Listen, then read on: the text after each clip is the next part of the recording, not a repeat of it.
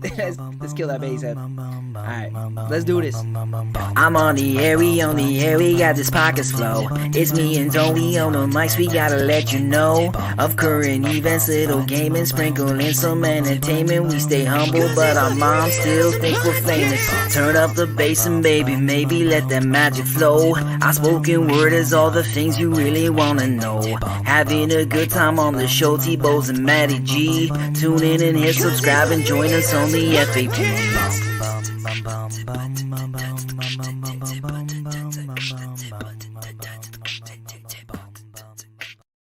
Welcome back, everybody, to the podcast. I'm your host, Anthony Bowes, and Matty G could not make it here today, but that's totally fine. You know, as much as we miss him, it's always made up with a wonderful crew of guests that come in. So today we have the bass man for Bif Naked, Mr. Ferdy Belland. How are you doing today, Ferdy? I'm good. Thank you for having me on today, Anthony. Well, it's nice to actually have you as a guest now instead of as a co-host. So I guess it kind of, you know, in essentially you're still being a co-host in a way. Hey, happy to help. You know, like jack of all trades, many blades in the Swiss Army knife, so to speak. It's true. You know, and as you're talking about it, not only are you like a fantastic bass player, but a and all these other things. So presently, you are working on the theater. Why don't you actually kind of prelude that and set up and tell everybody what you're working on? Well, as you can see by my official splendor here in the background, I'm here at the Armin Theater here in downtown Cranbrook. My partners and I bought this old defunct movie theater back in January of 2020. It's been sitting empty and dormant for 20 years before that, and our plan is to turn it into a multi-purpose performing arts facility. And so far, so good. We've spent the last year doing the decontamination process, getting rid of asbestos and other hazardous materials. Now we're working on doing structural upgrades to the big roof. And once that's all finished, which will hopefully be done sometime this summer, then we can switch gears and we can just focus on the interior refinish here in the Armin Theater, which is still going to be a year's work or maybe a little longer. Mm-hmm. I would like to think that, you know, without any unforeseen hitches stumbling us up, I would like to think that we would be open to the public by September of 2022. I mean, pandemic willing, of course. Of course, yeah. Yeah, that's you know, and that's the, you know, we were saying just before the show, you know, trying to find supplies over the pandemic, of course, is really hard, and the cost is outrageous right now. So I can only imagine when you're working on this theater, you know, you're looking at things and thinking, wow, I wasn't really budgeting for that at this point, you know, because of the cost of increase on everything right now. Well, yeah, I mean, the saving grace is that because my partners and I, all three of us were tradespeople, and my partners, who are Spencer Kerr and Casey Wright, who own Casey's Roofing and Flashing here in Cranbrook, BC, like where the contractors go. Yeah, you know, they're the luckily, nice. You know, they have the inside dope on, you know, on being able to find competitively priced materials, even with things going just berserk and all nuts, right? Mm-hmm. So I mean, like we're moving ahead steadily again. Like we're self-financing it for the moment, and yeah, we're just luckily with what we're doing with the theater, we're not doing any radical transformations of the interior layout of the building or anything like that. I mean, mm-hmm. once we fix up the roof, then it's an interior finishing job, right? Like, yeah. You know, a skin of drywall around the walls, you know, some new carpet here, a hardwood dance floor there, but, you know, installing a bar downstairs in the old lobby and a bar upstairs in the mezzanine, you know, maybe some souvenir t-shirts, you know, that sort of thing. So, I mean, as we say, one headache at a time. Yep. You know, and oddly enough, just the way that we bought the building 2 months before the pandemic erupted. And of course, there was a period of a few weeks where we were nervous, thinking, you know, like, what the hell have we done and all of that. And it's like, it's okay to curse here, right? Oh yeah, we're completely unfiltered. So go right Oh, ahead. fucking right. Okay, You- thank you. Okay. So here we were, wringing our hands in dismay, all the blood's rushing out of our face, saying, "Fuck, what happened? What have we done?" yeah. But after, of course, a couple of months go by and things kind of stumble into the weird lockdown progression and all of that, Mhm. we were able to move ahead. And oddly enough, I mean, we're progressing as fast as we would even if there wasn't a pandemic ongoing. I mean, Good, yeah. like we are not a performance venue yet. Hmm. Right now, we are a commercial renovation project. Okay. And commercial renovation projects of this size are usually a 2-year project anyway. Hmm. So everything's going along fine. That's We've great. been, we've been receiving nothing but love and encouragement and excitement. Not even just like from the Cranbrook community, right? From like whatever city government and the Chamber of Commerce down to, you know, like everyday citizens of Cranbrook, but just from talking to my colleagues in the music industry, like across Canada, like fellow musicians, Hmm. concert promoters, management, booking agencies, publicists, all of that.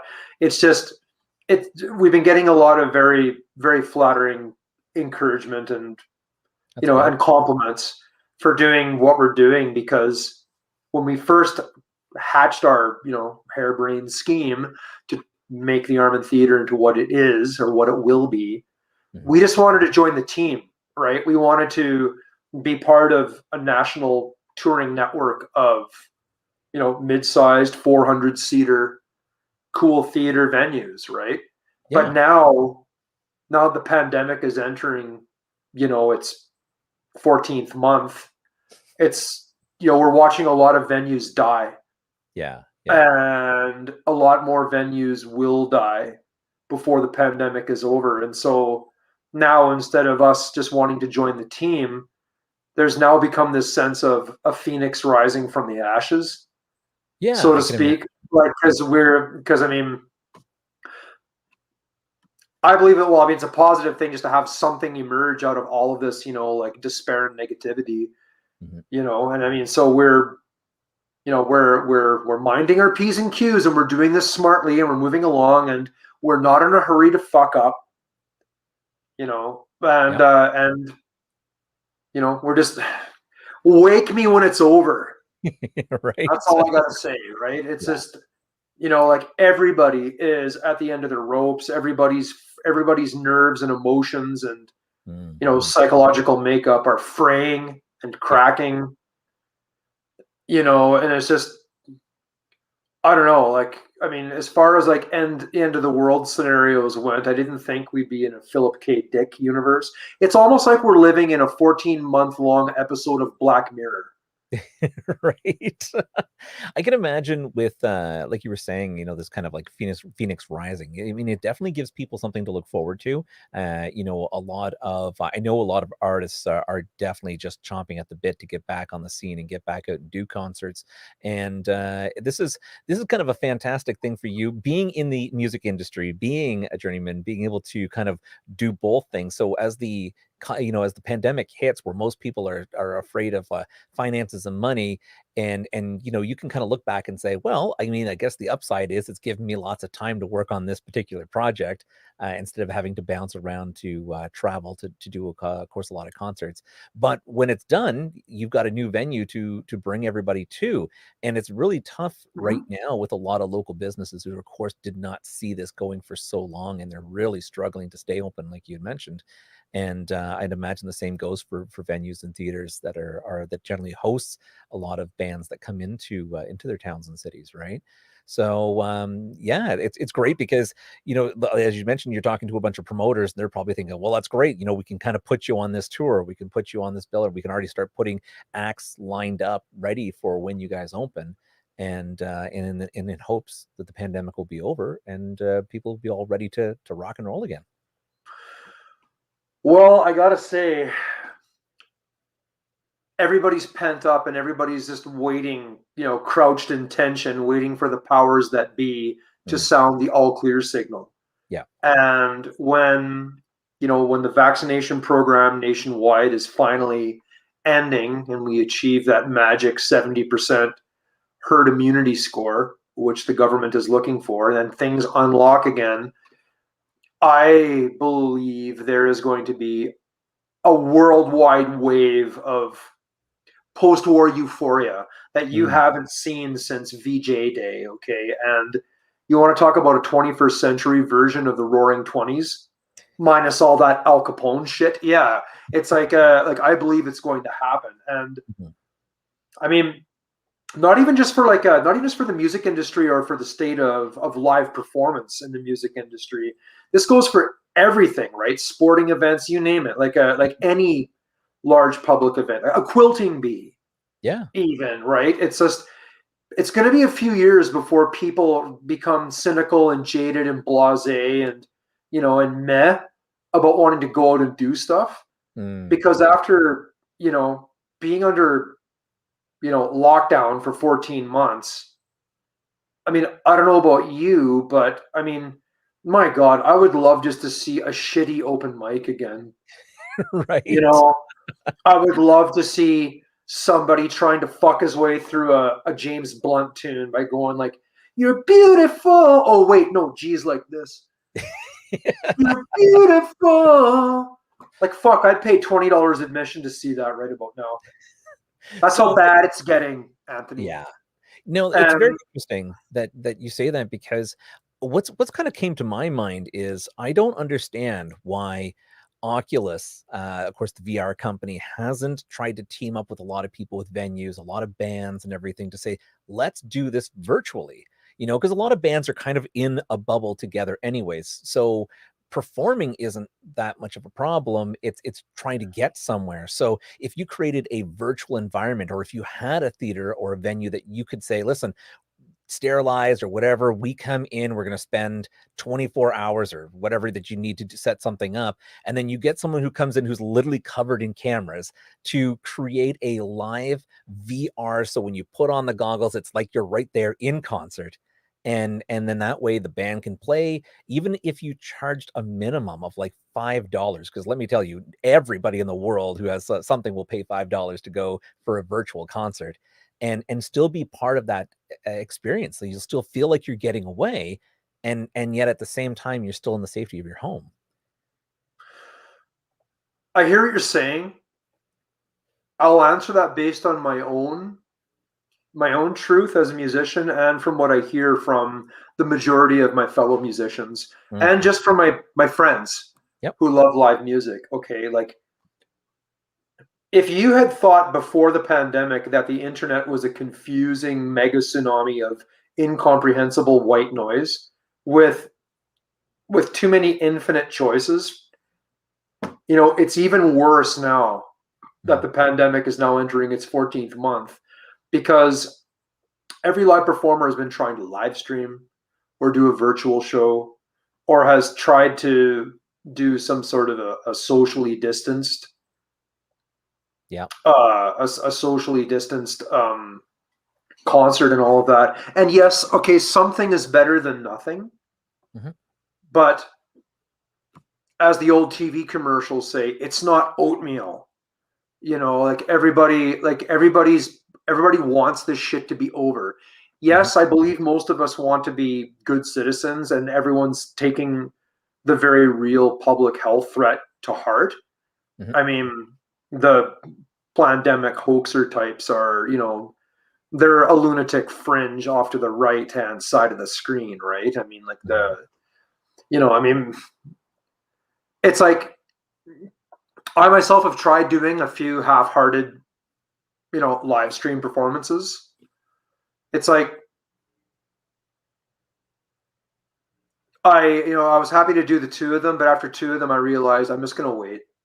I'm just going to wait. I mean, as far as like what you're talking about, as far as like I understand where you're coming from, and I applaud the concept as far as trying to create a virtual reality. I mean, if we had actual Star Trek holodeck technology, which I believe is maybe only 10 years away at this point, that'd be different.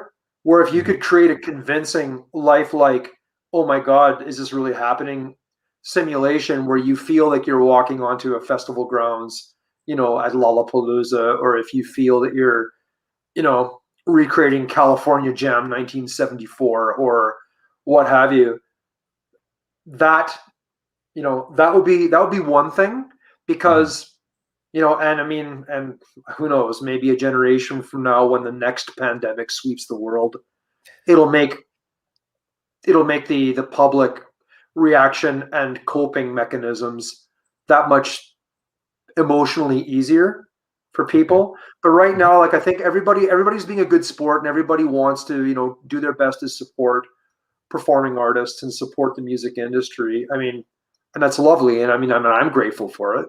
Yeah. But it's just reminding people of the whole, you don't know what you got till it's gone. Oh, for sure. And, and like I said, there are probably other people out there who are yearning to go to a shitty open mic night on the Monday night indie showcase talent at the Arlington pub, where it's like Ferdy Belland and Salad Bar,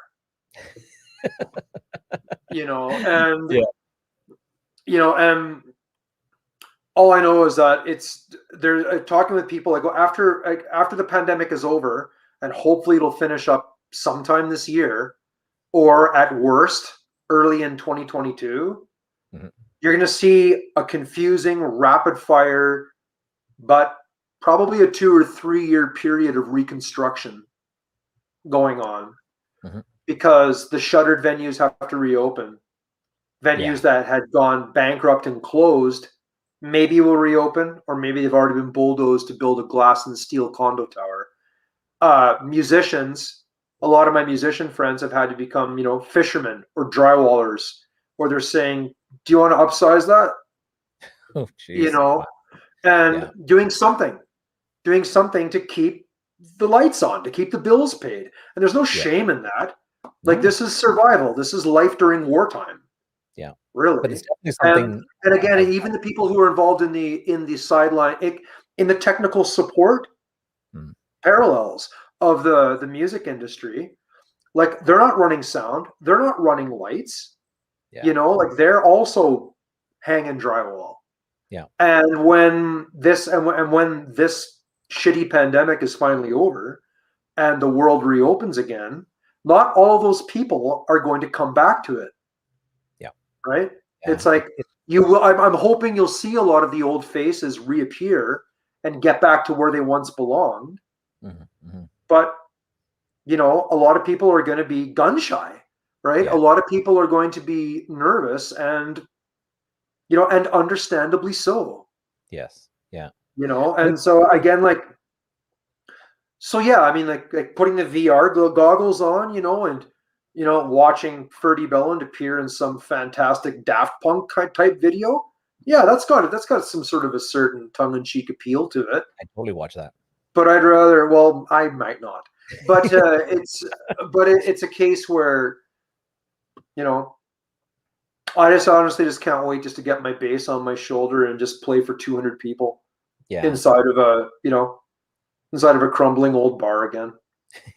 I would imagine for an artist such as yourself that it is part of the enjoyment of doing what you do is the interaction or seeing the audience enjoying your music, right? So on something like that, I could totally see that doing an event for an empty room being not really appealing. Like, yes, you can jam with other people, and yes, you can get like that music out there, but it's definitely not as appealing when you don't actually have that interaction. You're not hearing the hoots and the hollers and people enjoying the music or singing along. Well, of course, right? Like, that's part of the traditional concert experience. I mean, like, I'm a people person. I'm an extrovert. I've always loved performing, and I love making people feel good, right? It's like that's my egotistical reward is not so I can do the George Jefferson strut out on stage and say, yeah, look at me, F to the fucking B, or whatever the hell it is. It's like, no, it's not like that. It's like I want to get on stage so I can earn my keep on stage. I want to play well. I want to punch out energy to the audience and have it ricochet right back to me. And I don't want to do it behind a plexiglass screen. Yeah. And I don't want to do it where, you know, people outside are, you know, inside these spray painted plague circles that are, you know, 15, 20 feet apart Mm-hmm. on, you know, some sad soccer field. Yeah. I mean, if that's what comes up and if that's what has to happen, then okay, again, something's better than nothing. Yep. But that's not a permanent solution. No. Earlier on in this pandemic, at the beginning, there was a lot of people who attitudes that really pissed me off, to be honest, where people were just being fatalistic and shrugging their shoulders and saying, oh, well, that's the end of the mosh pit. It's like, you tell that to the 50,000 people who go to the Wacken Festival every year. Mm. They'll tell you to go pound schnitzel up your ass. You know, it's like, no, no, no. It's like, people need to be people again. You're not going to turn the world into THX 1138. Okay. It's like, or some sort of dystopian science fiction world where everyone's living in some clinical isolated cubes. Yeah. No, let's give ourselves about 10,000 years of, you know, of negative progress before that happens. All right. Yeah. At least as far as our current 21st century lifespans go, let's be human beings while we're still able to be human beings. And which is why, again, like, I'm grateful that pharmaceutical technology is so advanced now, where it took all of the major pharmaceutical companies a relatively short amount of time to come up with viable vaccines. Yeah. And pump it out. And yeah, I mean, like I say, fill the crop dusters full of liquid, you know, Pfizer vaccine and just aerosol spray everybody. Right. Let's get this done. Let's get this done. Let's get everybody safe. Yeah. Let's get back to the abnormal we once knew. Yeah, for sure. For sure. Now, you know, before we actually get too much further, you know, I'd love to let people or have you, if you want to. I was doing a little digging into your past, and you know, I was listening, and you know, of course, the big question is, what did Ferdy do before he joined Bif Naked, right? And I was trying, and really surprising, you're one of the few people that trying to find, I mean, obviously you've been really good at kind of keeping your life rather private, and that is always interesting. Yeah, pretty much, you know, in the way that, you know, when people are trying to dig, you know, it's always like, oh, what kind of dirt or what kind of fun stuff are you going to find? And I was actually, well, there's dirt, believe me. Oh yeah. Well, I mean, I'm not looking here to embarrass you or anything, but you know, one of the interesting things I thought. Maybe Will Huxtable and David Hathaway are waiting for you to find dirt too. To embarrass me on this. The thing I thought. So what you're saying, that you want the Stan Lee origin story of Ferdy Belland? Well, I mean, just kind of interesting on the musical end. You know, I was looking at the fact that you had played for a couple bands like Phaeton. I still play in Phaeton. Yep. Do you still play in Phaeton? So I have to ask you, I was listening to the music and I love it. It sounds so good. Thank you. But from what I've heard, a lot of it is just instrumental. There's no vocals. That's right. And as I'm listening to this, it's like listening to the perfect soundtrack music to movies. And you know, like when you listen to, remember when you watched movies and it wasn't all about new pop artists and all that stuff, it was just instrumental scores and things sounded amazing, and you're just like, oh my god, I love that music so much, I want to listen to it outside of the movie. Like the one thing I loved about Waterworld, amazing soundtrack, all instrumental, loved listening to it. And listening to Phaeton's music is, as I'm listening, I'm like, oh my god, this sounds amazing, this is fantastic. And then when no vocals came in, I'm like, oh, okay, that's interesting. I haven't heard anybody do a non-vocal music in a long time. So then I went to the next track. I'm like, oh yeah, this is, I could see where the lead up is, and this is going to be great. And then all of a sudden no vocals again. I'm like, maybe they didn't have a front man for this, you know? And then I realized, like, this band is all instrumental, and it is, it's just phenomenal. And I just cannot believe that you just don't see this anymore. Are people that so sucked into lyrics and everything that they can't just appreciate music for what it is? Well, I like songwriting and I like good storytelling as much as anybody else, right? That's just what happened when the four of us got together to form Phaeton. I mean, Kevin Thiessen, who's one of the main songwriters and the lead guitarist, and he's also our in-house engineer producer. Like, we recorded all of our music in his living room, believe it or not. Wow. And he went to the same music school that I did.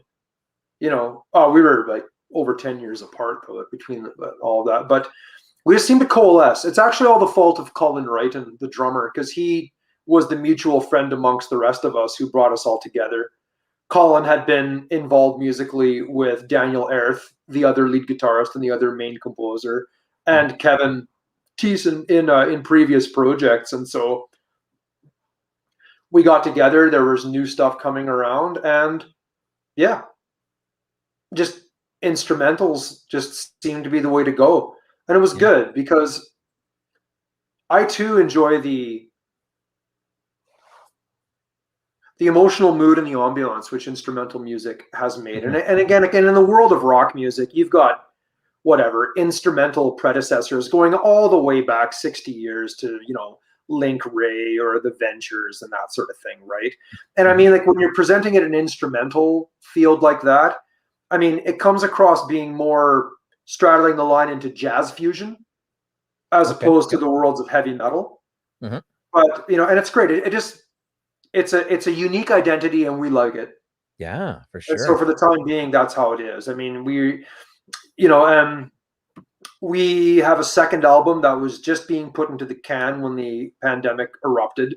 So once again, once things get back to abnormal, we're going to dust off of it and, put it out there and be able to promote it. It's great. It's just, I mean, I won't give that up. I mean, like, there's a lot of heart and soul that the four of us invest into that. And again, post-pandemic, we intend to become more of a forceful presence live, at least in Western Canada, at least within the, the Victoria to Saskatoon kind of circuit with that. And and again, promote it, publicize it, see what sticks. Who knows? Yeah. Maybe we'll get to do music for Final Fantasy VIII or something like that. Oh my God. Who knows? Yeah, and it is actually really funny because my daughter and I were listening to this as we were driving, and I said, "Oh my God! Like, I feel like I have heard this on a video game soundtrack at some point," and it was like the first thing I thought of. We get that a lot. Yeah, we take it as a compliment. It's amazing. It is absolutely amazing. And in every song, it's like as I'm listening, I could think of like, oh, I could see someone coming up with lyrics for this. It's like the music is so perfect that anybody who wanted to step in and create like a vocal version or add vocals to it, it would be so easy because it sounds so good. And well, thank you very much. And actually, funny you should mention that. I mean, some of the recent conversations that we've had, Kevin has brought up the idea, asking whether we were averse to the idea of eventually composing songs with vocals. And I mean, sure, why not? I mean, we're a prog metal band, so we don't shove ourselves inside of a lot of boundaries. I mean, because again, prog metal, we're taking as much creative influence from progressive rock as we are from, death metal or tech death or gent or any of that kind of stuff. I mean, basically what we do is whatever we want to do is fine. Yeah. And so who knows what the future will bring. Yeah. I really actually hope for more. I definitely can't wait for that second album to come out. I can clearly hear myself listening to this album more than once, actually, because I really do enjoy it. And I really vote. That's the whole point. Yeah, I hope other listeners out there, if you're listening right now, to listen to it as well, because it is really, really good. And it's kind of like a bit of a throwback in ways that to listen to music outside of the vocals, like listen to the real music, listen to how strings and bass and everything all come together so well. And it is really, really fun. So and hopefully there's a video game company out there waiting to jump on it as well, because it would play amazing, just with the genre alone, because it could fit in so many different gaming things. It can go sci-fi, it could go anywhere, and it's really, really cool. So I just want to I wanted to bring that up because I know I'm sure you get a ton of questions about Bif Naked, and we're going to get there ourselves. But but Phaeton definitely has its grasp in the musical industry that I can't wait to see go further. Thank you. Yeah. Neither can we. And again, with now that we've conveniently sidestepped that whole language barrier issue, now we can aim to become big in Japan. Yeah, yeah, for sure. And yeah, it's funny. It's true. If you can take the vocals out, if you get rid of that language barrier, because they have always said like the music is one thing that crosses cultures, right? It's so easy, but the moment you stick vocals, people aren't 100% sure what you're saying or what you're singing, but they might like the tune, but get rid of it altogether, and everybody can enjoy it. There you go. You see, much like the Wild Stallions from Bill and Ted's Excellent Adventure, Yes. Phaeton is the band which will unite humanity in compassion, love, and harmony for centuries to come. Yeah, fantastic. That Now, was do you have pretty someone good. yeah. You stick that on the album, and maybe even a nice magical lead-in of that. That'd be the only vocal, and then it stops. Now, Awesome. do you have someone in-house that does your artwork? Because your cover artwork is also fantastic. Absolutely amazing. That's actually an artist out of Argentina who goes under the name of Dark Days Design. He is Oh, an in-demand artist who does lots of work for other grassroots metal bands such as yeah. ourselves. Very And cool. he's quite gifted, like some pretty amazing stuff. So if anyone wants to check out Dark Days Design on the web, you'll see all sorts of stunning imagery that'll capture your imagination.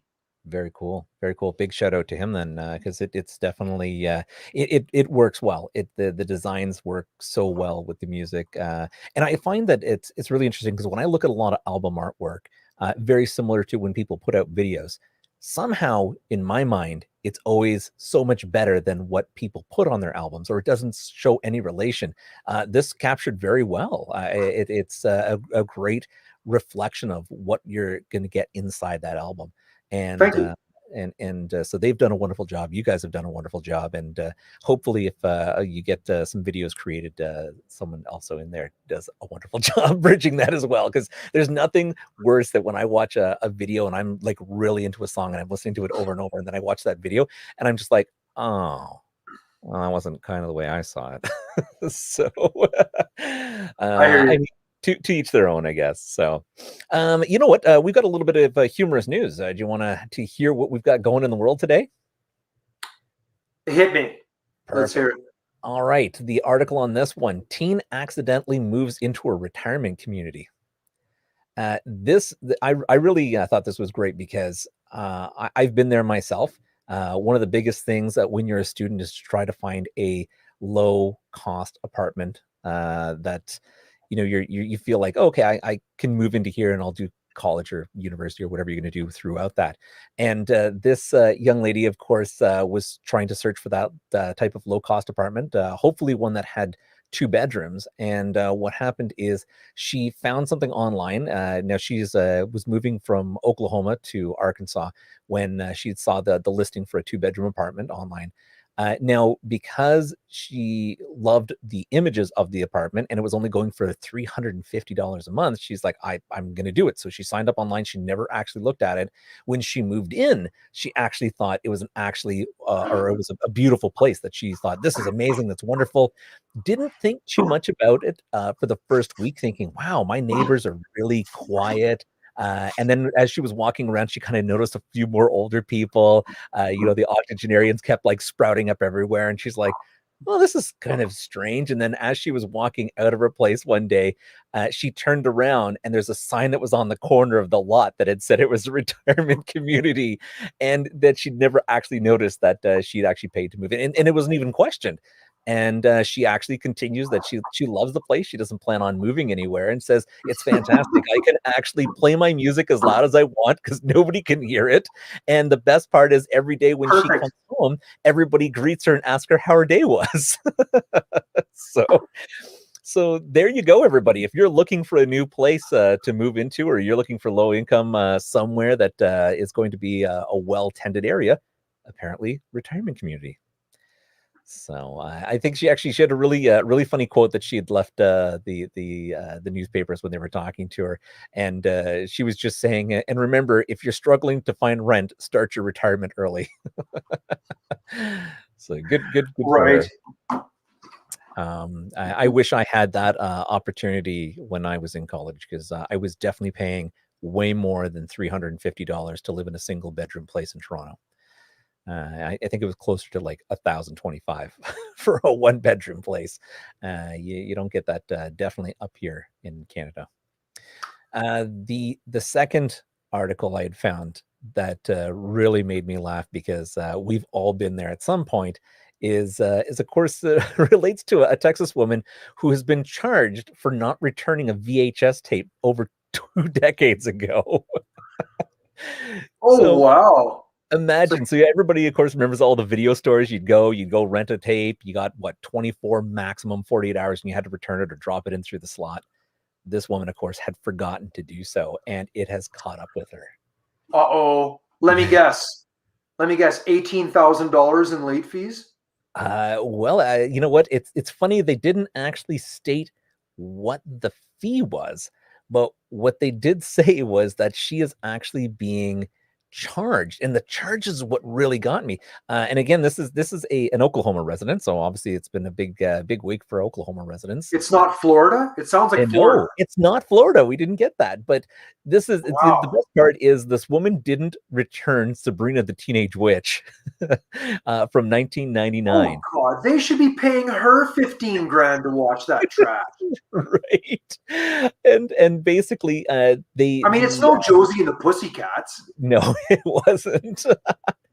It was really funny because the woman had basically got a notification from basically a court saying that they were trying to charge her with negligence as well as felony embezzlement of rented property, and that the movie place that had charged actually went out of business in 2008. But regardless, and her not returning Sabrina the Teenage Witch, that was the tipping point of their bankruptcy. right. So I mean, I couldn't believe that. It's like, I could understand if you're like, oh, we're going out of business, we want to get these tapes back, or oh, we've got some outstanding late fees before we close down.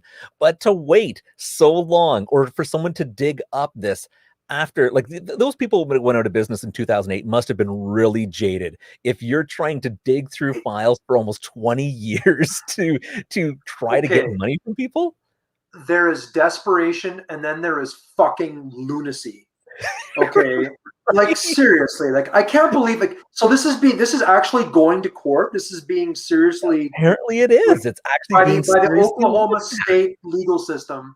They think that this is such a heinous crime that justice must be served. Yeah, apparently. I couldn't believe it.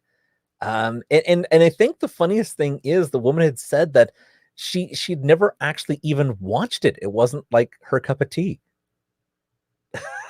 You can buy VHS tapes now in thrift shops, 10 for $1. Like again, they've become such a huge cluttering the landfill issue that, I mean, really, I mean, and I'm speaking from a guy who has a sizable personal VHS library, mind you. Like, hey, I'm no saint, but still, like, wow. I would counter reels.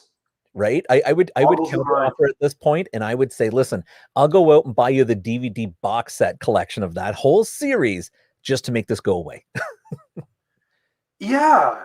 No shit. Or maybe a renewal of their prescription or something. Like, I don't like. I couldn't believe it when I saw that. I'm like, you're honestly, like, the fact that someone's even charging over a VHS tape nowadays. I know. Wowie. Wow. You get a box of those at a church sale for like 10 cents. Anthony, may I run out of the room for about 45 seconds? Is that okay? Yeah. Okay. I'll just like don't change that station, caller. Like, we'll be right back after these quick commercial messages. This would be a perfect time to put in ads. Bring back the beta. It's true, Dave. Every time I hear the word VHS, all I can think of is the war between Betamax and VHS. And it was really funny because myself, I remember my family picked up the VHS system, and other people out there had, picked up Beta, and the big war that was back and forth. That I don't know. I think they had said that Betamax was the superior technology, but VHS was definitely better for people and more cost effective, and that's why they won. So, and if we apparently can start shit posting people. Everybody put up a big long line of boos to Ferdy for having to go step out for 45 seconds. So hopefully he had to go to the bathroom or something. In the meantime, with the I kind of look back at the technology and having lived through the VHS, the Betamax, the laser disc, and all these other medias, the DVDs, and I can't believe where technology has landed us. I feel old just trying to think about how I've lived through most of the technological era and how it's progressed from rooms full of computers to something that you can hold in the palm of your hand. But welcome back, Ferdy. Thank you for your patience. Did I miss anything? No, I just ran on about VHS, Betamax, and laser discs. So I really, Betamax really did get a bum steer. it did. It was the superior format as far as videotapes went, but yeah. VHS had that much more of a convincing marketing ploy. Yeah. Yeah. I remember when I got in computers and everything, I of course being a little bit older and having lived from the massive computers to the Commodore to the Apple and progressing all the way up to the fact that you now have an iPhone that's more powerful than every one of those. And I remember being in college, and they had zip drives, and then of course that was preceded by the Jazz drive, which was a tape drive. And I said, hey, that's funny that they're bringing back tape drives that holds more, because I remember back in the Commodore days when all the things were held on an audio cassette. Good old Milwaukee. Taste as great as its name, right? But they how video games and everything were run off an audio cassette at one point, and I think that blew a lot of people's minds. They're thinking, what do you mean that the data was held on an audio cassette? That was my first computer, was a Commodore VIC-20, and it had a cassette. It had a cassette drive. Yep, that was mine as well. Yeah, so it's 40 years ago. Wow. Yeah, right. I think I would have had like one of those like a Uniac or something like that, taking up like a warehouse floor or something. Yeah, it's interesting because I remember looking up just recently. I've come across that someone has re-released the Commodore VIC-20, and it's very small. It's portable. It's like a retro rebuild for people who loved this system. But I remember reading an article somewhere that back in the early 80s when that came out, it was like $4,000 for that computer. Imagine $4,000 back in the 80s. Yes, my parents spent that much for it. Yeah, right. I couldn't believe that my parents. And again, and it got to the point, like in 1981, when you're clacking in your game cartridge of Money Wars or whatever the hell you were playing, it's like, then you think, oh my God, like I'm entering the future. Because as a little kid in the 70s, when I used to think of computers, I would think of old episodes of The $6 Million Man, where Steve Austin would be visiting Oscar Goldman at the OSI headquarters, and behind them would be the huge banks of old computers that were the size of refrigerators with the whirling, TEAC reels going on there. And there'd be 80 of them chained together to do the same thing that this can do. Yes. And now it's like and now it's just like, then like 1997, I would go to the landfill, and every once in a while I would see a Commodore VIC-20, the same unit that my parents had spent about as much as what you could buy a hatchback for. Yeah. Back in 1981 for this thing, which had 20 Ks of random access memory. Yeah, absolutely insane, right? Mike, the Apple IIc. We had an Apple IIc, $3,000 for the monitor. Like, for one of those like one of those like the black screen with the green letters kind Yeah. of monitor. Yep. Yeah. And I think that thing had a dot matrix printer attached to it. That Yes, there was. Yeah, the dot matrix for sure. Yeah, I can't believe the cost of those things. It's true. People could buy a beat up clunker to be driving around nowadays for the cost of that computer, and it has more sophistication and technology in it than Apple was screwing people for even back then. Wowie. Yeah, It's like, how far we've come, and yet, like I said, Apple's still giving it to people even now yeah. for their phones. Well, hey, they've had like 50 years to perfect their screwing model, right? So why stop screwing now? Yeah, exactly. Yeah, the 256K color monitor. Oh, yeah, geez. Yeah, wasn't even a single meg. Oh goodness. So let's talk about, of course, progression to Bif Naked. Now, I did want to make a little bit of a cut or a little notion where I find in a lot of bands the bass player is the guy who always gets the gears. Right, people are always coming down or giving people the bass players and saying, "Oh, well, like of course, you got the easiest job of the whole band." And I find it really funny because here you are is not only a bass player, but you're a journeyman, and you actually you're the one person that people can't give the gears because no, I actually bust my ass for a living, and I play good bass. So, but I mean, anybody who says that should also look at Flea because that guy is still killing it. So. Well, I mean, it's hard being a bass player because we're normally surrounded by idiots, right? And so, like for those of us, I mean, hey, a guitar player, I mean, as long as if he's able to secure day parole to do the gig, that's really good, But usually, like when they slobber so much, like it really shorts out their bridge pickups, right? So they've got that working against them a lot of the times, Yeah. and wondering how many U's are in the word cookie, that sort of thing, right? I mean, drummers are just an evolutionary throwback to begin with, right? Because again, like they're channeling the original Neanderthalic drive to pound a rock onto a hollow log to create a rhythmic trance-like thump.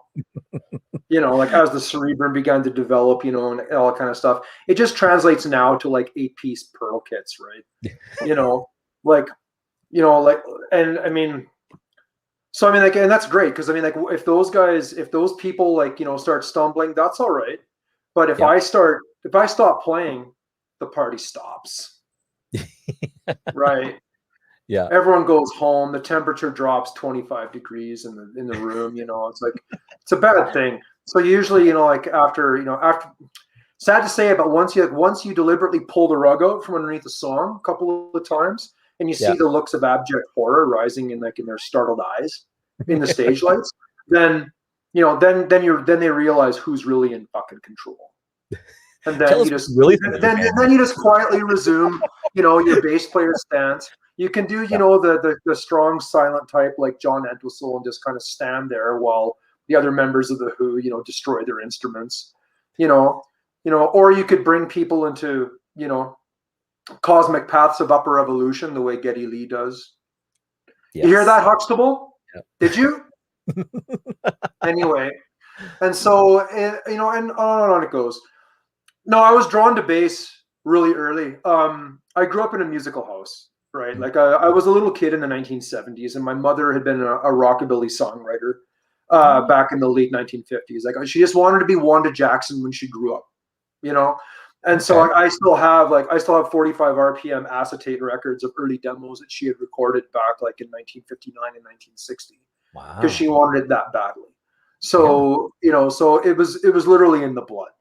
And I have two older brothers who are 7-8 years older than I was. So when I was a little kid in elementary school in the 1970s, they were already in high school. So all of the classic rock records that everyone adores that was, first coming out, my brothers brought him into the house one after one, right? And so when they moved out of the house, not only did I get all of their records as hand-me-downs, but my parents gave me their record collection, right, of rockabilly 78s, and classic country from Hank Williams up to Willie and Waylon.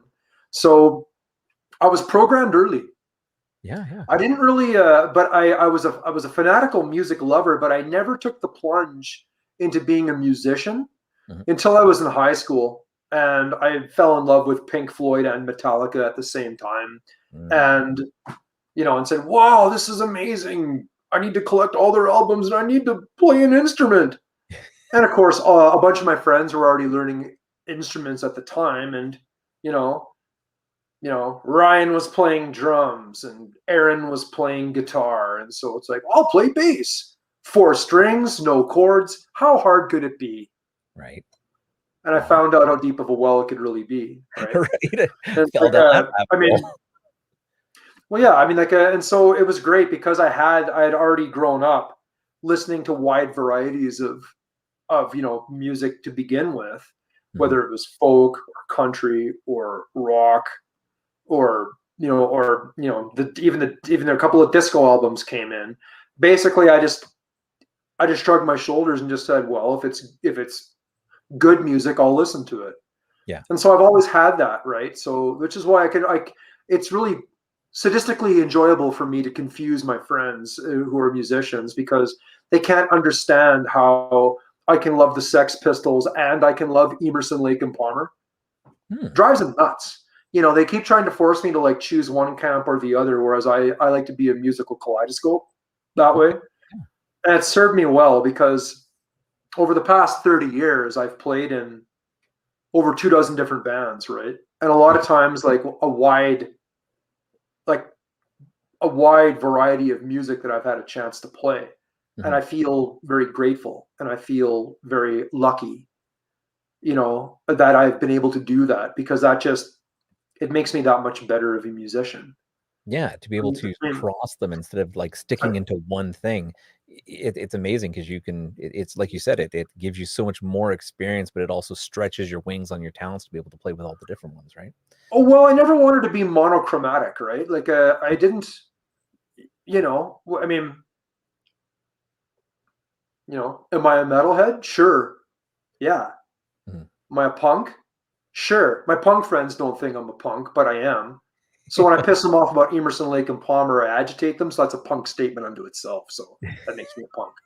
It's like, am I into, alternative country and blues rock? Yeah, for sure.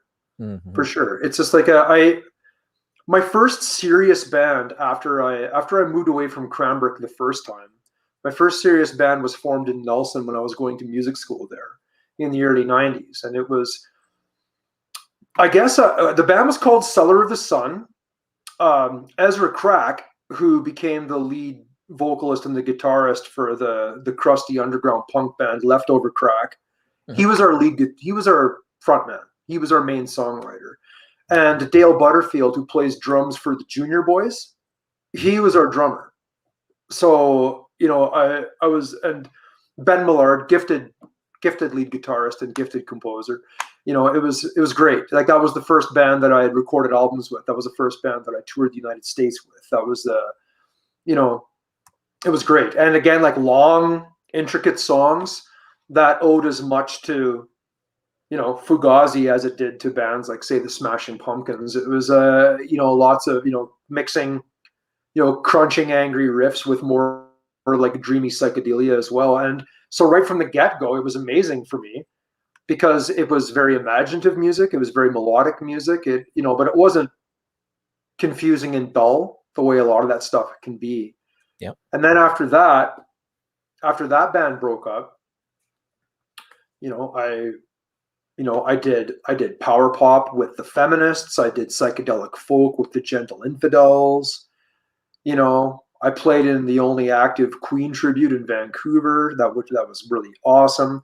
I played really good gritty street rock in the Belushis. Played like an embarrassment of riches. I made a lot of good friends. I made a lot of good music.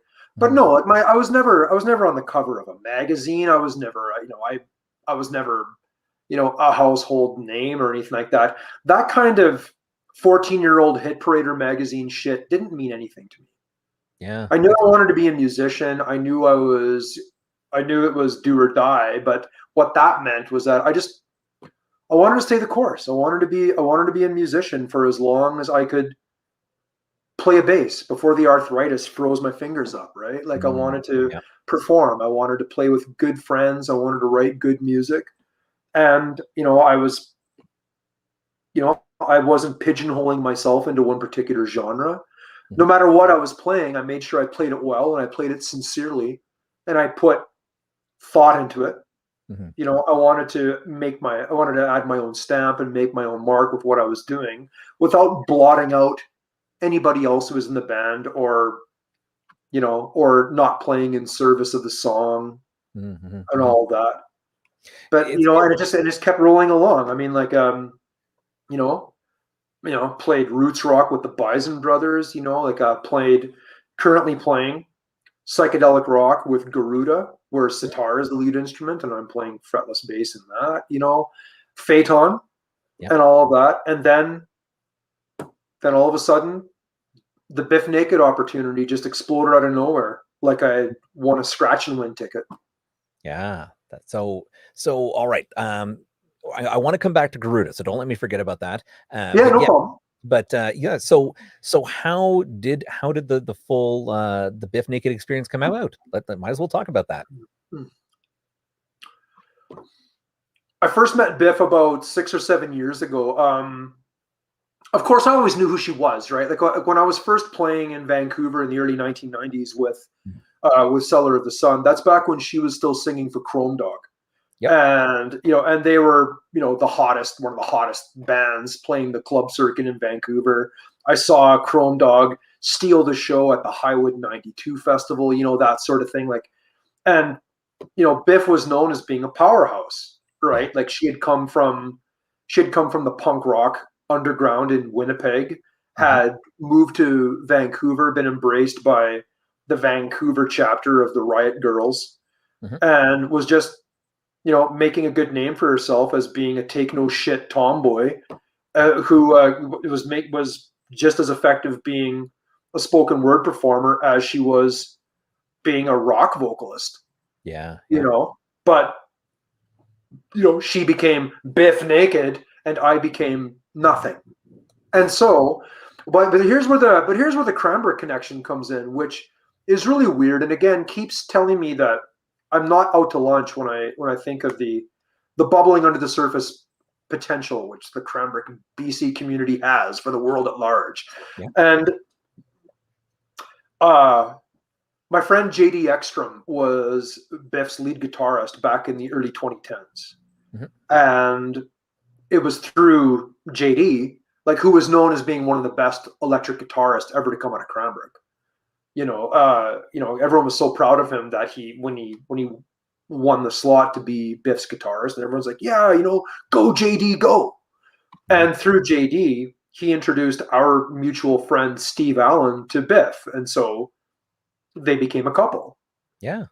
Then what happened was that in 2014, JD died suddenly of a heart attack that came out of nowhere, and so there was a period of, you know, mourning and reassembling the band, and then that's when Steve joined. Steve was also a guitarist, of course. Yep.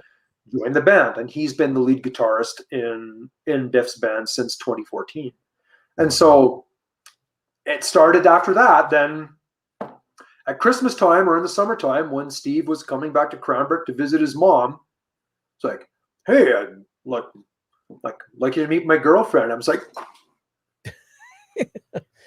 hey, Bif, nice to meet you. You know, and of course, and you know, and she's a sincere sweetheart. I mean, like there's nothing phony about her. Like what you see with Bif is what you get. And so it was always wonderful to see them, right? And of course, when they got married, I was, you know, like I was, you know, they honored me by inviting me to their wedding, and it was all wonderful. And, you know, and then just, you know, following their adventures, right? While I was busy here in Cranbrook, being you know, playing in, you know, local bands and still kicking the can, and, you know, and establishing myself as a, you know, as a carpenter and working with a really good residential home builder and all that. And then the summer of 2018 came, and I got a call out of the blue. The bass player before me had he had been on thin ice for a while, and just, you know, pulled one boo-boo too many, and so he so he was dismissed. Mhm. But there was a 3-week gap between the end of the current round of summer shows that Bif was doing and then another round of shows that was coming up in the fall of 2018. And so I got a call as I was walking out the door, going to go meet a friend, for a beer. Yep. So, and oh, hey, Bif, great to hear from you. And she's like, well, Ferdy, this happened. Oh shit! Like, oh, I'm sorry to hear that. Like, do you want to play bass for us? It was like, are you shitting me? Yes, yes. And it took me that long to consider it and give her. I was gonna say there should be no hesitation in there. And oh, that's great. I'm so glad that you said that because my manager Peter Carroll is scheduled to phone you in about 22 minutes. Like, well, I better clear my schedule then. So I phoned my friend and said, I'm going to be a bit, just keep the seats warm or whatever. And so 22 minutes later, Peter Carroll, again, like former guitarist and vocalist for the Carroll Brothers, who, once a leading figure in the whole Bodog online entertainment world and all that, he phones me up and he just says, look, like, I was just going to call some, anonymous hotshot fill in the blank session guy on speed dial, but Bif was adamant that I phone you first. And so, I know, we haven't spoken before. And then that's when I cut him off and I said, well, actually, Peter, yeah, like I met you at Bif's wedding. I'm the guy that came up to you with all the Carroll Brothers records and asked you to sign them all. Oh, that was you. Oh, great. Oh, this is going to be just fine then. And so he just said, look, like, can you learn 20 Bif Naked songs in 2 weeks? Yeah, yes, I can do that. Yeah. Oh, you seem pretty confident. Yes, I can learn 20 Bif Naked songs in 2 weeks. Would you like me to add background vocals to that? Oh, you can do that? Yes, I can do that too, Peter. Would you like me to? Well, yeah, sure. So he just says, look, like, here's the deal. We're going to be playing at the Frosh Week ceremonies there at Grant MacEwan University in Edmonton here on, Friday, September 14th, which is 2 weeks from today. So call this your trial by fire audition. And he says, I'll fly you out on my own dime to Edmonton. Yeah. And, pay you this, give you that, put you up overnight at the Hyatt Regency and all the rest of it, give you a per diem and all that. And, if you can pull off a 75-minute set with Bif and you do it well, then yeah, you're in. Amazing. So he said, okay, I'm your man. And so for the next 2 weeks, my evenings were filled just living with Bif Naked tunes. And I got myself down solid. So the day came, I showed up at the Cranbrook International Airport, took a connector flight from Calgary to Edmonton. There was, I'm stumbling around in the Edmonton airport with a backpack and 2 bass cases, and there's some puzzled looking valet holding up a sign with my name scrawled on it. So I'm like, oh, that's me. Yep. So jump in the van. They drove me directly to Grant MacEwan University. I meet Chico and Beth and Steve backstage. And they're like, oh, we're so glad you could make it. I'm like, well, yeah, me too. Yeah. So, I had no advance rehearsals with the band. I just went on stage cold. How are you feeling about that? I was excited. Yeah. I mean, I wasn't frightened. No nerves. I did my homework, right? Like I put in the time and I put in the effort. Yeah. I put in anything that means anything to me. I put in the time, I put in the effort. And even if I'm feeling uncertain, I just, put on the game face and full speed ahead. Yeah. And more often than not, things work out and things work out well. And it worked out well that day. Here we were, 1,000 people in front of us on the grass there at the open campus there at Grant MacEwan University, and blasted through, like 14 songs, like 14 of the tunes that I had learned. Yeah. I nailed it. Amazing. Right? It's like I was confident. I punched out a strong presence because I wanted to be there. Mm-hmm. I'd wanted to be in places like that since I was fucking 18 years old. Yeah. I knew who I was then. I know who I am now. Mm-hmm.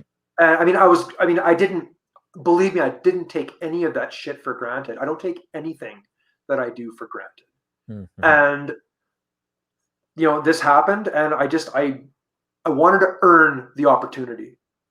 And I did. And it's been wonderful ever since, Amazing. I mean, this pandemic has been a pain in the ass, but it's been a pain in the ass for everybody, whether or not you're a musician or not. Mm-hmm, mm-hmm. But looking great. forward to getting back in the saddle once again, once the dust settles, because Biff and Chico and Steve, me, all of it, like we're all like everybody else, we're all chomping at the bit to get back on the stage. Yeah. I know. Biff is posting on that on kind of on a regular basis.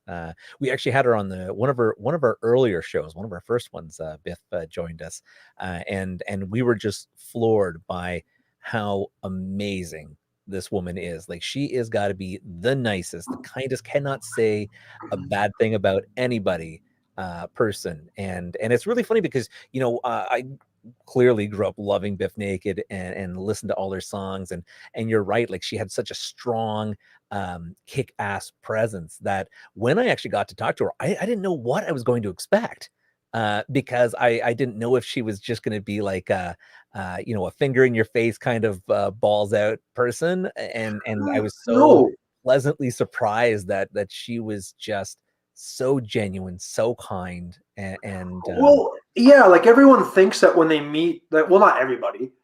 There's a certain number of people like who see like Stiffs.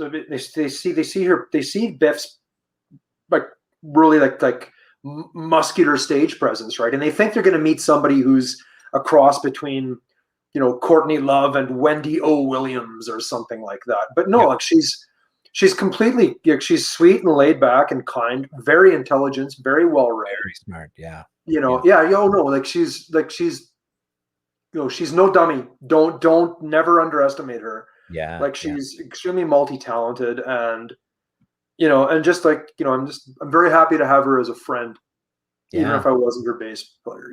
It's like I lucked out. Yeah, and you guys were playing like, right up until this pandemic hit, right? I mean, I think there was even something not far from us that was supposed to happen. I think literally, I don't know if it was a week or 2 weeks before they started shutting everything down.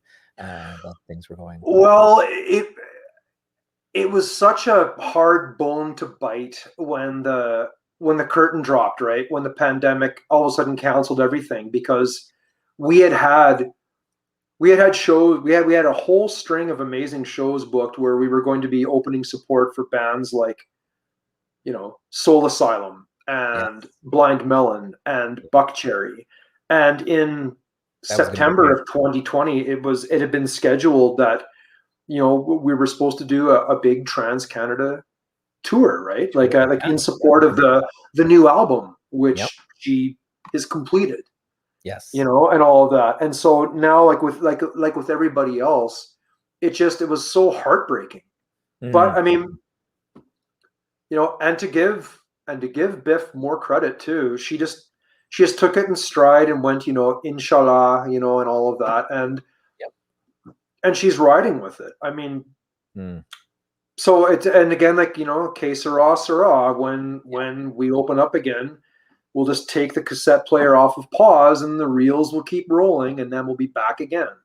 I mean, talk about a never say die spirit from her, really. Oh yeah. You think of like all this like strength and courage that she has, right? With her, again, battling and winning her fight with cancer, that took her away. That took her out of the spotlight for many years, really. Like that was a tough one, but she bounced back, stronger and healthier than ever. Yeah. It's been, it's just, I'm in good company. You are definitely good. I was really glad you guys got that album out, of course, before things got too crazy. The song Jim is amazing. It's fantastic. It sounds so good. Thank you. Video is another things that just goes so great with it. It's just Steve she's beating up. Yeah. I kind of wondered, I'm looking, I'm watching this, and I'm just like, how much of this is like, is like crossover anger or anything. Like couples, I mean, are always, I mean, you see the way obviously they love each other and they talk about each other, which is really fantastic. But that with every couple, there's always arguments, or there's always something in the background. And you kind of wonders, like, Of is course. this the time that you get to take it out? Right? Oh, we all have a good laugh over that too, right? It's not, don't worry. It's not just you trying to read between the metaphorical lines. Yeah. That's great. All right, so I got a few questions here we want to ask you, and these are just of course to get to know you a little bit better as the person behind the music. This is normally Matty G's thing, but I'm going to step in and ask you some quick questions, and you can answer them quickly. You can answer them if it goes off in a story. That's totally fine. It's up to you. So, first question: what was the earliest dream that you can remember? The earliest dream that I can remember, that's a good one. I was 5 years old, and I dreamt that I was running through a barnyard being chased by chickens that were like 5 or 6 feet tall. Okay. And I was, at my 5 foot height or whatever. And then I had to evade them by climbing up the wall of a barn and into the lawn. Oh Christ! I haven't thought of that in years, but no, that's the. That's really funny. There you go. There's my answer. That's the earliest dream that I can remember. That's amazing. I mean, being chased by chickens alone, let alone 6 feet tall chickens, it's not a pleasant experience. Anybody who's ever worked on a farm, they weren't even like friendly, like Foghorn Leghorn or anything that. Like these were pissed off chickens who were just clucking like mad, and they wanted to peck the shit out of me. Like I had to get the hell out of there and quick. Right. Amazing. All right. So if you could work with any other artist, what would be your dream artist? Alive or dead? Either. Jeff Buckley. Okay. How come?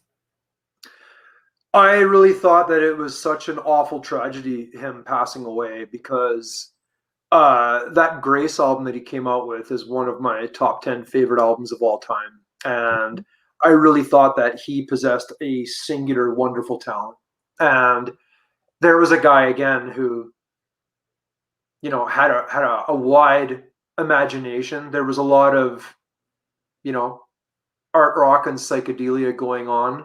Again, a voice like no other. Mm-hmm. And a talented instrumentalist and all of that. Like he nabbed me in all the right places. And, even when I pull out, make what little recorded output that there is of Jeff Buckley, when I listen to it again, I just get reminded all over again, just, the ethereal magnetism of his work. And, and from all accounts, everyone was just saying he was just such like a wonderful and sweet and genuinely nice fellow, unassuming, right? And I believe that if he hadn't drowned like what he did, that he would have become a major force in American rock music. Yeah. Throughout the late 1990s and well into the 21st century. Amazing. But now it's all just a case of what if, right? Yeah. So yeah. I feel the same way, but and I would have loved to have been his bass player. Yeah, that's excellent. Apparently, David is thinking about ordering a chicken costume for your next show. I feel like it's going to be like one of those Peter Griffin versus the chicken moments. Right on. Well, Dave, you'll be happy to know that I'm going to go home and I'm going to snap all of my Clash records across my knee. That one's for you, Dave. So I do actually own this is the thing too. Seeing as how Dave and Will are trying to troll me on this, I'm gonna play by their games here just for a quick second before you ask me more questions. It's like I have a good friend named Will Huxtable, who is one of the finest guitarists ever to come out of Cranbrook, and he's also one of the technical directors at the Key City Theatre, which is one of the best live venues in the East Kootenay region. And Will's a sweetheart, and Will's a hell of a nice guy. And he and I have this, we have this ongoing, like it's all meant in good, clean fun. But all of my friends who see the threads which we come up with endlessly, think that we just fucking despise each other, which is the farthest from the case. And Will is, He's the biggest Pearl Jam fan I've ever known. God help him. And he's also a big Clash fan. And the thing is, like, one thing I've found with all of my punk friends who are just devoted Clash fans is that they're pretty touchy and cultish about it. And so, as such, with me, like, I love pushing my friends' buttons, right? And so, Yep. every once in a while, like, just for my own amusement, I'll throw a post on my Facebook wall where, obviously, if you're reading it, you can tell by bombastic wording that, clearly it's tongue in cheek. But again, sarcasm doesn't really translate that well through the written word. And I've had people private message me who have been really fucking angry with me and all of that.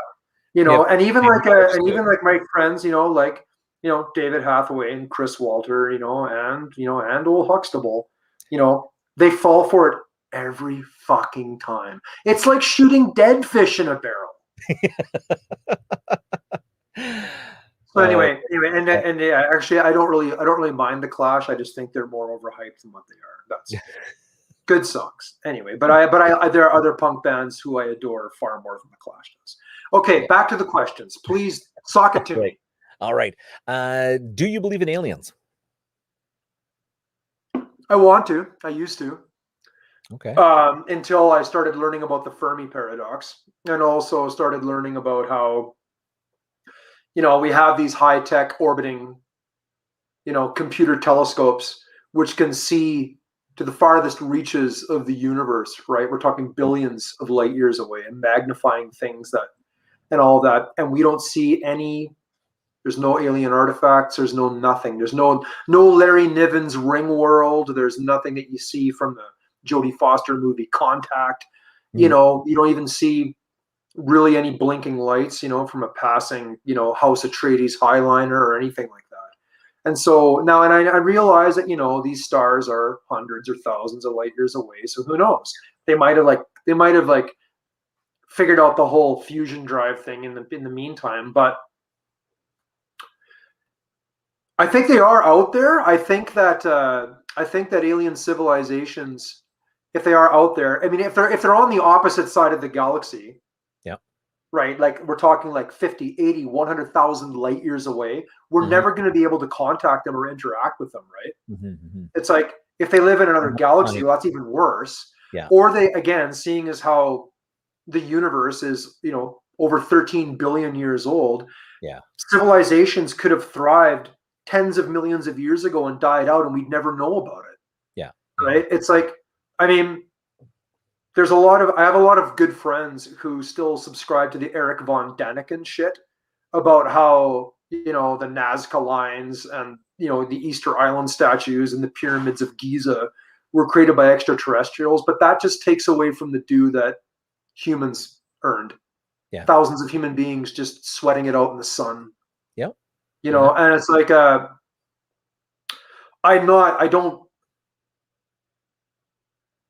guess I don't know. I guess Huxtable will like this one. As Fox Mulder once said, I want to believe. Fair. Yeah. That is a good enough answer, if anything. What is the best thing you've ever eaten?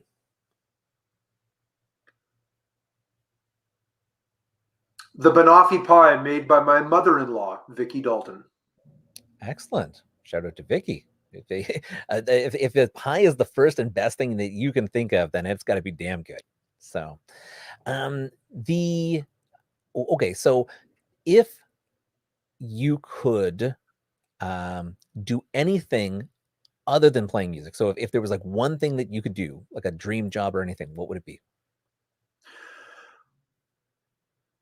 Well, I'm already doing it, right? Because not only am I a musician, but I'm a writer as well. Right. I'm a journalist, and I've been a journalist for 30 years. And I've had and it's been wonderful because I've been able to, write alongside a bunch of very talented colleagues, people like Chris Walter and Aaron Chapman and Alan McInnes and Dave Bertrand and, Michael Mann and, all these people like Vancouver music writers. Yep. But, Knights of the Round Table, the kind of writers that I always wanted to meet, that I wanted to befriend, that I wanted to, establish peership with. So, well, I know, and writing was an earlier love that I had before music. I've been writing for 40 years, and going from being 12 years old and wanting to write blood and thunder science fiction action adventure stories, which always got me the A+ easy in English class, I must say, and just absorbing my love of writing into my love of music and being able to have that as one hand washing the other. It's great because, even like I say, when the day comes when the arthritis will take the bass away from my hands, I'll still have the words. Yeah. And I mean, and I've been able to do, due to the help of good friends who have given me wonderful opportunities, and just due to my, I guess, being a fearless dumbass, I guess, and like wanting to kick every can that came my way. Yeah. I mean, I would like to also host a podcast. I would love to get back into radio DJing, which is what I did also 15 years ago at CITR FM in Vancouver there. I would love to do more concert promotion, which is again something I'll have to get back into post-pandemic. But the first thing I wanted to be when I was 5, around the time I had that chicken dream, was, I wanted to be an astronaut, because again, this was still the mid 1970s, and there was still lingering, there was still that lingering wonder about, the moonshot and the space race of the 1960s and all of that. So before the malaise of the 70s really blanketed everything, there was still that much social wonder and joy that was still around there, and I absorbed a bit of that too. Not that I'm going to sign up for one of Elon Musk's, like Roman candle rockets or anything like that. But do you want to go colonize Mars? It's like, oh, if I could be assured that I would survive the trip to there, and not be like the guy on Total Recall who gags on nothing while his eyeball stalks, burst out of his head. When they talk and it's about like, then hey, sign me up. But talk to me in the 2040s after they get that whole mortality thing figured out. Yeah.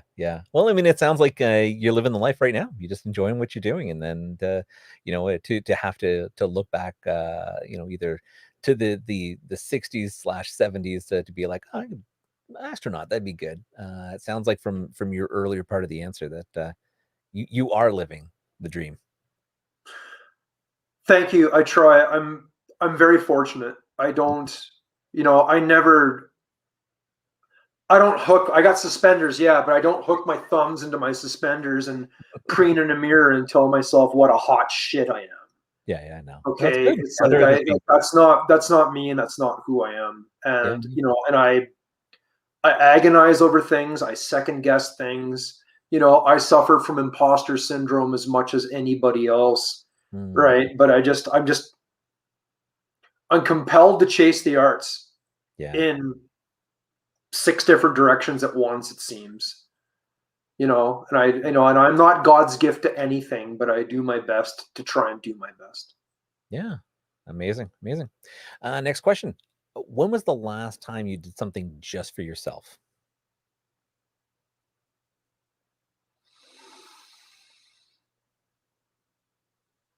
That's when I took a 6-pack of tall boys onto the roof of the Armin Theater, and I sat on the rooftop units in the sun. We don't really have New York tenement rooftops here in the East Kootenays. But the Armin Theater is one of the tallest buildings in the downtown core, so good enough for me. Yeah. And so, I sat there, dangling my feet over the side of this rooftop, ventilation unit, like I was 6 years old again, and just happily beamed up at the sun, and just, then sipped my beer and listened to the cooing of the pigeons that were, clucking around on the roof with me. And I just thought, yeah, life was good. Amazing. All right. So if you could, basically, someone came around and gave you $100 million today, what would you do with it? Pay off my mortgage, pay a bunch of people to finish off the work here at the Armin Theatre. Mm. I'd donate a big chunk to the East Kootenay SPCA and a lot of other deserving charities around my beloved hometown of Cranbrook. Mm-hmm. Buy up a few neighboring businesses here in the downtown core, and I don't know, take that trip on the Trans-Siberian Railway I've always wanted to do. That's very cool. Yeah. I love that a lot of your answer is very keeping things local and supporting local too. So that's always really nice. You don't a lot of people will go out and be like, oh, this country or that country, and don't get me wrong, it's wonderful to share the love around the world, but I think in this day and age, especially with COVID and everything, it's really nice to see people wanting to support local and continue to build up local. Thank you. I must say I didn't always have my love for Cranbrook as what I have now. I mean, I posted this a couple of days ago about how when you watch The Breakfast Club, I call it a science fiction movie because I was a teenager in the 1980s, and when you're going to school at Mount Baker Senior Secondary, the differing social strata and cliques did not communicate like that, even if they were forced to spend all day in the library in detention. And, and I couldn't wait to shake the dust off of this town, right? Because it was like Prince George on the Columbia River, back then. But again, since Cranbrook's been slowly moving away from its industrial history and becoming more of a post-industrial tourism, developing more culturally embracive community. When my wife and I finally moved back here in 2012, I saw that there was enough positive changes happening where I knew that I could live here and I could love it. And I wasn't just swallowing some bitter pill, and forcing myself to live here the same way I would say if I had to move to Vanderhoof. Okay. But Cranbrook's, it's awesome now. There's a lot of young, energetic, enthusiastic entrepreneurs that are adding a lot of magic to the downtown core and assisting the efforts of Cranbrook City Council in downtown revitalization and cultural upsurge, and and it's just generating a lot of civic pride that hasn't been seen here for a long time. Mm-hmm. And and what we're doing here at the Armin Theatre, like I really hope that we can add to that. We're certainly going to try. And yes, so I mean, everyone, there's a reason why people put those Kootenay Life bumper stickers in the back windows of their Chevy Avalanches, right? It's like, like people like living in the Canadian Rockies. People like being around forests and mountains and having lots of areas where they can, rollerblade and, ride their mountain bikes. And again, like, we're not remote. We're not living in Atlin or anything like that, right? Like, we're really close to Spokane. We're close to the Idaho Panhandle. We're close to the Montana Rockies. We're close to the Alberta cities of Lethbridge and Calgary. We're close to all of the big winter ski resort areas like Banff and Lake Louise. And here also we have, really bustling ski culture towns like Kimberley and Fernie, and even further north, in Invermere and Golden and all of that. And, but it used to be when people were talking about Kootenay culture, a lot of people just automatically think about Nelson, which they should, because Nelson's an amazing town, a unique town, and, and a gem for British Columbia and for Canada as a whole, I must say. Mm-hmm. But when people were talking about the culture of the West Kootenays versus the East Kootenays, it was like they were talking about the culture between West Germany and East Germany. Mm-hmm. And that's not the case anymore. It's like, even Cranbrook catches up to coolness sooner or later. And there's a lot of good people here, a lot of good friends here. I have family here, and it's good. And, I miss my life in Vancouver. I loved my time in Vancouver. I loved connecting with my friends and my colleagues in music and in journalism and in radio and concert promotion and all the rest of it. I was glad to have done my time there. I was glad to do my part to add to it. I'm very happy to be back here in Cranbrook. You know, I'm here to do my part. I'm here to earn my keep. Good. I got 2 more questions for you. Sure. One is, what do you do on a Friday night? Like, what's your favorite thing to do on a Friday night? Well, pre-pandemic or now? I think just any time of day. If you were to pick a random Friday night, what would be the one thing you just want to do? Well, the one thing I would like to do is get together with good friends and, go see a hot, smelly, loud rock show in a dingy bar. Yeah.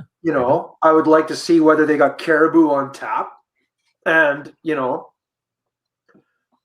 get slack-jawed and silly and have my ears ring for a few days and, be amongst my kind, be amongst my people, be amongst my culture, right? Yeah. Unfortunately, that's on pause. That's been taken from me for the time being. So most Friday nights, you're going to find me, sitting in my IKEA Poang chair at home with one of my many cats, nestled between my, my shins as I'm busy, probably watching, on Netflix, like everybody else, like all like 110 million of my best friends who are also watching Netflix on a Friday night. Very nice. And actually, it's funny. I mean, it's like, and it's just, it's a living. Yeah. If you have that option, do you prefer Netflix or Amazon Prime? Well, being a small business person and all of that, I mean, Amazon's a 4-letter word for me. But it's like, but they do offer a wide variety of shit to watch online. So Yes, so I can put aside my anti-Bezos thoughts for a while if I want to do that. But mostly I default to Netflix. Okay. Or I see if I can find an old 1963 episode of The Outer Limits out there somewhere. Nice. Yeah. Love those. It's really funny because I love Netflix when it first came in. Amazon came around. I actually jumped into Amazon only because they had certain shows I really, really wanted to watch. Then as you're paying for Netflix, I thought, oh my God, look at all this amazing new stuff they have on there. Oh, surprise, you got to pay for that too. There's like all this different, like, oh, you like this movie? You want this? Oh, you need a subscription to Star. Well, what do you mean? I've got Amazon. How are you selling me a subscription within a subscription? And that's the only thing I cannot stand about Amazon, where Netflix does not screw you like that. www.upsell.com. Because remember, Jeff Bezos can always use an extra $20. Right. So come a long way from that garage. And the last question I have for you is, what is the favorite podcast you've been on in the last 12 hours? The freaking awesome podcast. Yeah, excellent. Now, Ferdy, I really appreciate you being able to set some time aside and be return on the show, and hopefully we'll end up having you back again. But in the meantime, I'd love to. Thank you so much. Yeah, for sure. Do you have any social media charities, anything you'd like to, that you're passionate about, that you'd love to share out to our listeners? The Society for the Prevention of Cruelty to Animals. Love it. Please donate to your local chapter. Love it. And any particular social media that you'd love for people to catch you on? Well, I seem to be single-handedly keeping the Zuckerberg numbers up here in the East Kootenays. So yeah, I'm the only Ferdy Belland on Facebook. I mean, there's got to be over 1 billion of us on it now and all that. So yeah, send me a message. I'm the only one, just like Tigger. Yeah, excellent. Honestly, man, I really appreciate the time. Again, we'll definitely have to circle around and have you back again soon. And hopefully this will all end and you'll be in our neck in the woods playing music again. So I'd really appreciate seeing you guys live. It's been a long time, and I'm looking forward to those days. Thank you. We will. And again, I guess I will say this then as a parting comment. This will all pass. You know it. You know it's going to pass, don't you? It will pass. I mean, this is the most significant global event of our time. And this is the worst state of emergency that Canadians have had to face since World War II. But we're on the downhill slope of it, okay? The worst is over. So just again, stay calm, keep calm and carry on and all that. Get your fucking vaccine. And let's all just look forward to the day when we can get back to abnormal. Yeah, looking forward to it. And for everybody else, keep calm and fap on. Keep listening. We love having everybody out there. Loved all the comments, and even David, if you're trolling, you're always welcome to troll. We love it. Excellent. Thanks, Dave. I knew I could count on you to keep me on my toes. And thanks again, Ferdy. Really appreciate it. Thank you so much, Anthony. We'll be talking to you soon. Okay, for sure. Thank you. Take care. Bye.